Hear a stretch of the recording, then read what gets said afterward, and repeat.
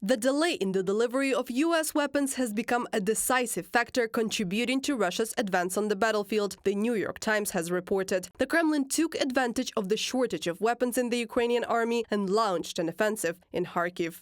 There is a growing sense inside the Biden administration that the next few months could prove critical, because at some moment the two sides may finally move to a negotiated ceasefire, an armistice similar to the one that ended the active fighting in Korea in 1953. From the New York Times. Meanwhile, Russian Foreign Minister Lavrov recently said that there was no one to negotiate with in Ukraine or in the West. He also called the Ukrainian peace formula Russophobic, nor does Putin accept the Ukrainian peace plan. But on the eve of his visit to China in a written interview with the Chinese news agency Xinhua, he said that he was ready for negotiations on Moscow's terms and with security guarantees for Russia. The Kremlin dictator praised China for its peace initiative, scolded the West, and complained about sanctions. He also once again blamed Ukraine for allegedly broken agreements, which, according to Putin's version, were reached in Istanbul in April 2022. Ukrainian Foreign Minister Dmytro Kuleba called this Kremlin statement one of Russia's most favorite false stories. Yes,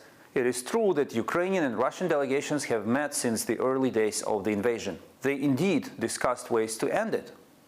But the positions were so far away and Russian demands were so bizarre that the prospect of a real solution was not even remotely in sight. Another statement about Moscow's readiness for negotiations is a manipulation, experts believe.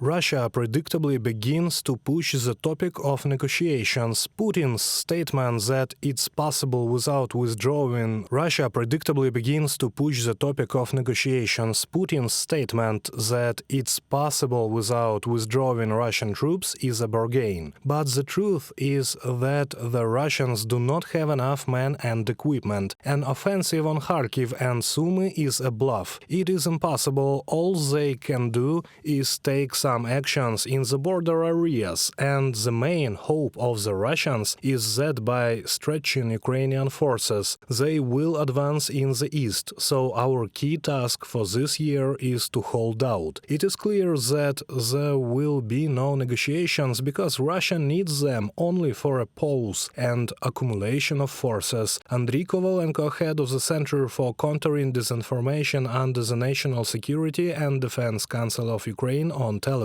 Any ceasefire will be used by Russia solely to restore its strengths, an advisor to the head of the office of the President of Ukraine, Mikhailo Podolyak, has said.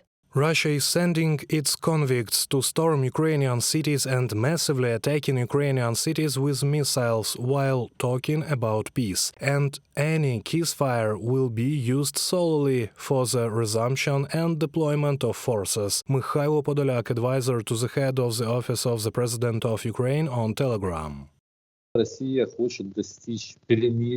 Russia wants to reach a ceasefire on its own terms. Ukraine, for its part, has long formulated its own conditions, which are included in Zelensky's peace formula. And so far the views of the parties are mutually exclusive, so we shouldn't expect classical negotiations in the diplomatic sense. For Ukraine, the most convenient time to agree to any communication will be the second half of June, when the peace summit will be held in Switzerland, where we expect a large turnout, and for us it is very important that the resolution will enshrine Ukraine's territorial integrity, and everyone will confirm that no one will recognize the illegal occupied Ukrainian territories as part of the Russian Federation.